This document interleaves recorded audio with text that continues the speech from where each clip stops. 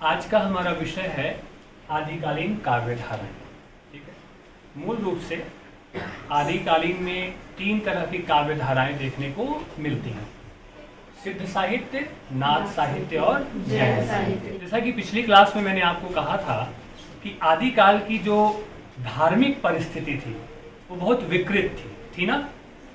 अलग अलग तरह के धर्म और अलग अलग तरह के मत एक दूसरे से आगे बढ़ने के लिए क्या कर रहे थे? होड़ मचा रहे थे, आपस में संघर्ष कर रहे थे। उसका कहीं ना कहीं संबंध इन काव्य धाराओं से जुड़ता है। जहां तक सिद्ध साहित्य का संबंध है तो पंडित राहुल सांकृत्यायन ने सिद्धों की संख्या 84 बताई है, 84, और उनका कहना है कि सरहपाद, जिसको वो हिंदी का पहला कवि मानते हैं, उसी से सिद्ध साहित्य का आरंभ पंडित राहुल सांकृत्यायन मानते हैं।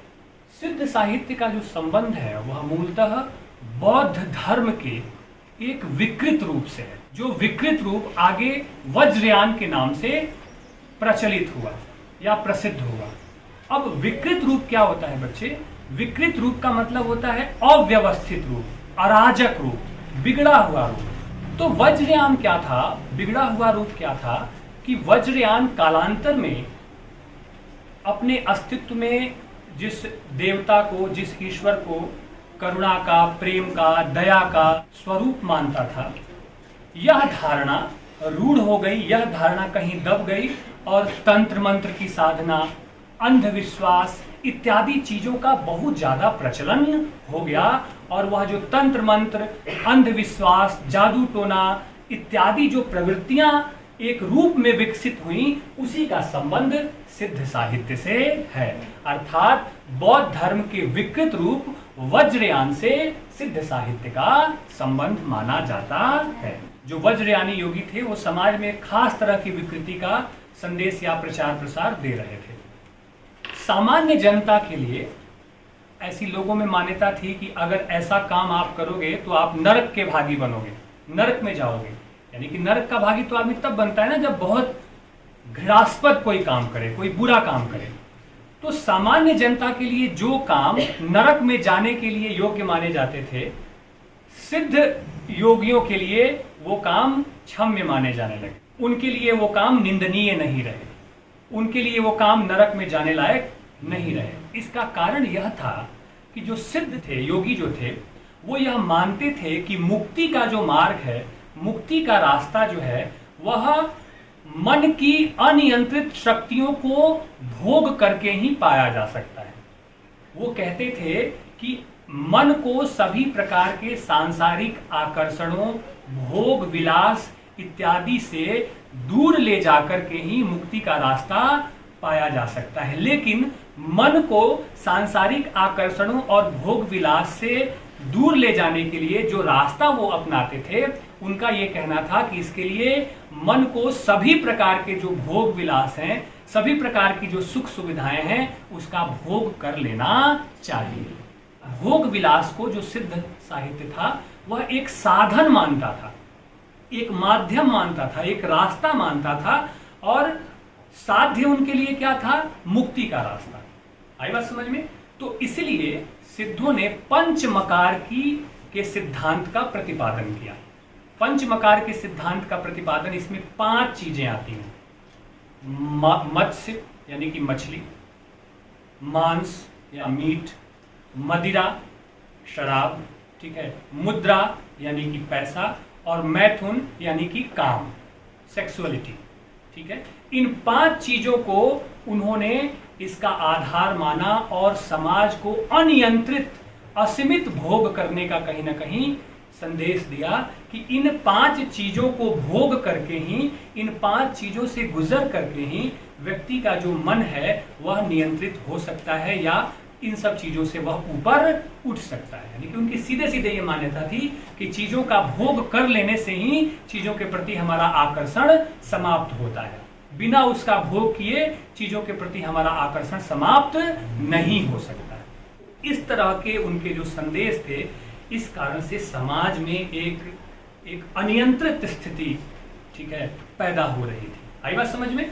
सिद्धों के जो पहले कवि थे, जिनका कि नाम सरहपा था, ठीक है, और राहुल सांकृत्यायन इन्हीं से ही सिद्ध साहित्य की शुरुआत मानी है, ठीक है। और हिंदी का पहला कवि भी राहुल सांकृत्यायन ने सरहपा को ही माना है।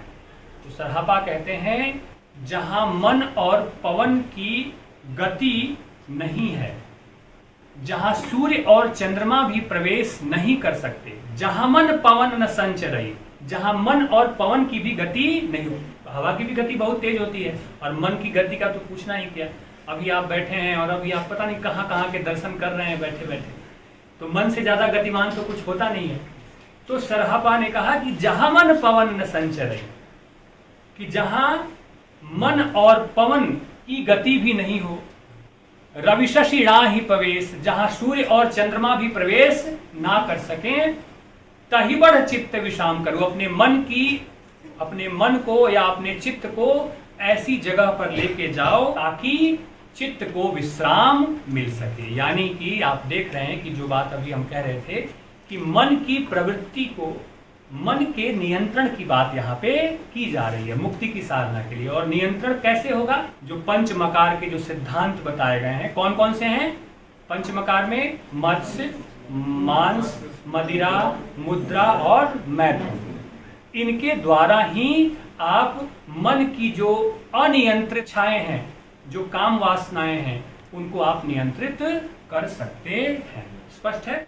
तो ये कुछ महत्वपूर्ण सिद्धांत थे सिद्ध साहित्य के, जो वज्रयान के यानी कि बौद्ध धर्म के विकृत रूप वज्रयान में से जिनका संबंध माना जाता है। लेकिन सिद्ध साहित्य में सिर्फ इतना ही नहीं है, सिद्ध साहित्य का एक दूसरा और महत्वपूर्ण पक्ष भी है जिसके बारे में भी हमें जानना चाहिए।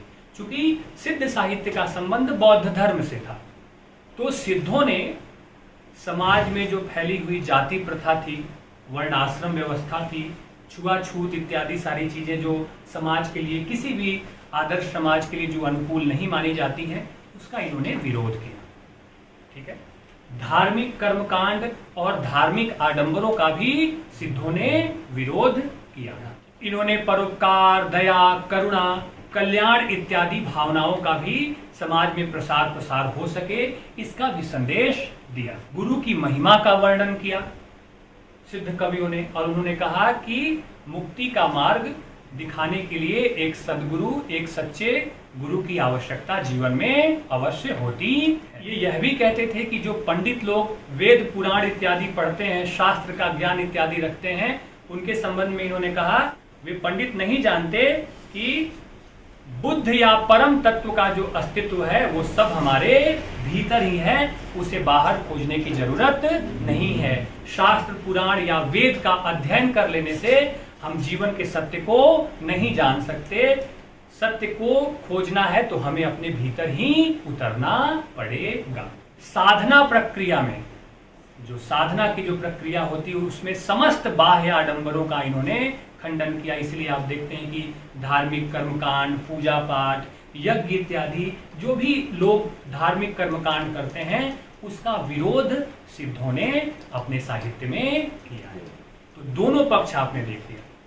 एक पक्ष आपने जहां पंचमकार के माध्यम से वह लोगों को अनियंत्रित भोग का संदेश देते हैं और कहते हैं कि इस अनियंत्रित भोग के माध्यम से ही तुम अपने मन को क्या कर सकते हो? नियंत्रित कर सकते हो। और दूसरी तरफ यही सिद्ध बौद्ध धर्म की जो एक मूलभूत परंपरा है, जो उसका मूल तत्व है, कल्याण, प्रेम, समता मूलक समाज की स्थापना, कोई समाज में विभेद नहीं हो, कर्मकांड इत्यादि नहीं हो, उसका भी सूत्र इनके साहित्य में देखने को मिलता है। स्पष्ट है?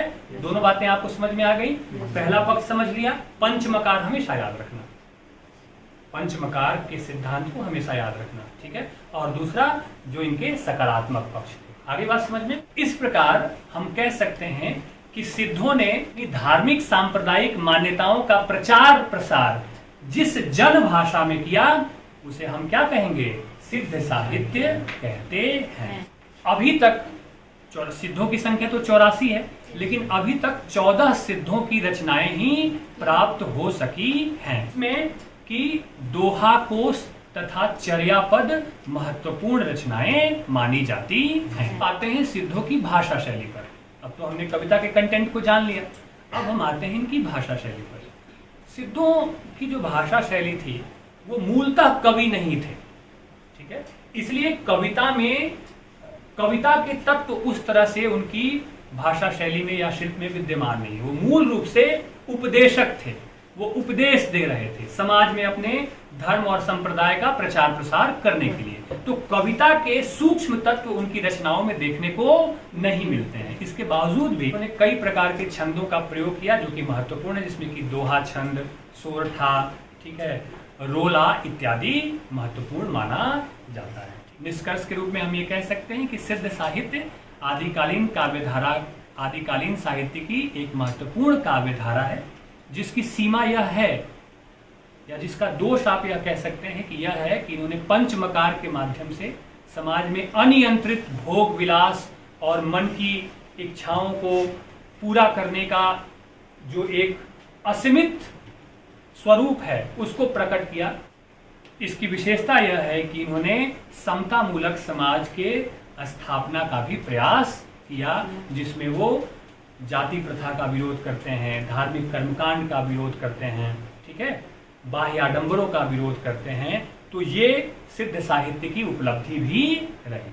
पंचमकार के माध्यम से जो इन्होंने समाज को एक अनियंत्रित भोग विलास का जो एक स्वरूप प्रस्तुत किया, उसका एक बड़ा असर यह दिखता है कि आगे चलकर भक्ति काल में संत काव्यधारा की जो एक पृष्ठभूमि बनती है, उसके निर्माण में कहीं न कहीं इसका भी एक योगदान देखा जा सकता है कि कैसे जो संत साहित्य है, संत काव्यधारा है, वह इन चीज़ों से पृथक हट करके और आगे चीज़ें उसमें दिखाई देती हैं। और एक और महत्वपूर्ण बात कि इन्होंने जो भाषा शैली अपनाई, ठीक है, वो भाषा शैली संधा भाषा शैली उसको कहते हैं। अंतस साधनात्मक अनुभूतियों का संकेत करने वाली प्रतीक भाषा का इस्तेमाल किया, जिसे संधा भाषा कहा जाता है। अब आप सबसे पहले क्या करेंगे, सिद्ध साहित्य के बारे में बताएंगे कि सिद्ध साहित्य क्या है। तो सिद्ध साहित्य बौद्ध धर्म के वज्रयान शाखा से संबंध रखता है। विकृत रूप जरूर लिखिएगा। विकृत रूप का मतलब समझते हैं ना, बिगड़ा हुआ, जिसमें क्या था, जादू टोना, तंत्र मंत्र इत्यादि, ठीक है। फिर आना है कि ये पंचमकार का सिद्धांत मुक्ति के लिए क्या कहते थे, मुक्ति के लिए कहते थे हर प्रकार की इच्छाओं से क्या करो, ऊपर उठो, और हर प्रकार की इच्छाओं से ऊपर उठने के लिए क्या करो, इच्छाओं का भोग करो, उसे जियो। ठीक है, आई बात समझ में। तो एक तरह से इनका एक दर्शन, वैज्ञानिक दर्शन भी है। किसी चीज को आप जब जी लेते हैं तो उसके प्रति आकर्षण कम हो जाता है, लेकिन उसको इतनी आप स्वीकृति दे दें, इतनी आप इजाजत दे दें कि समाज में अराजकता फैल जाए, यह उचित नहीं। ठीक है, आगे बात समझ में।